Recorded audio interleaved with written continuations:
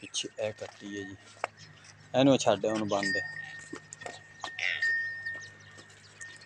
ਇਹ ਦੂਜਣ ਝੋਟੀ ਹੈ ਜੀ। ਪਿੱਛੇ ਜੀ ਕੱਟੀ ਹੈ। ਇਹਨੂੰ ਛੱਡ।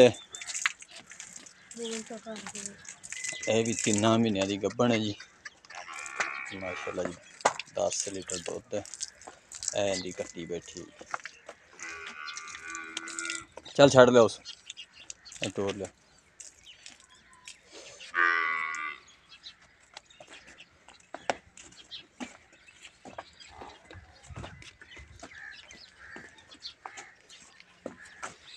ਚੱਲ ਬੰਨੋ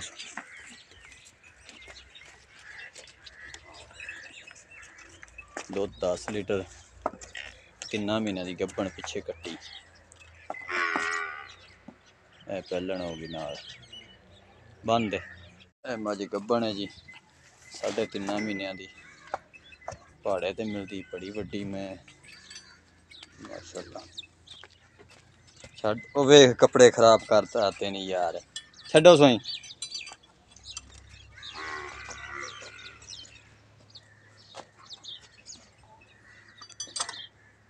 ऐ टोरो से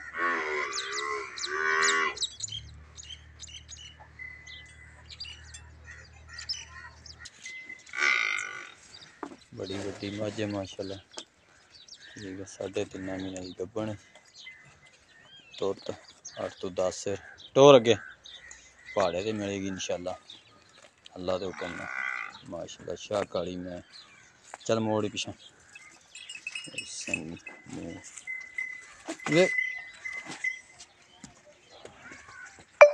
जी सर। पहले नंबर वाली मझ गब्बन है जी। अगे आ जाओ जी। है जी बड़ी वड्डी मझ है माशाल्लाह। पिछे बच्चा कोई नहीं गब्बन 3.5 महीने है। झोटी भी पहलन है 3.5 महीने का। पिछे 3.5 महीने की गब्बन पिछे ए कट्टी जी माशाल्लाह। कट्टी भी चंगी सांभी है जी। झोटी पहलन ए दूजन ए भी दूजन ए तीजे सूए परली मैनू रखा दिया जी। पिछे कट्टा है जी 3 महीनों की गब्बन है भी। ठीक है इनके पिछे कट्टा है जी। तीजा सूआ सोना सोना। ठीक है जी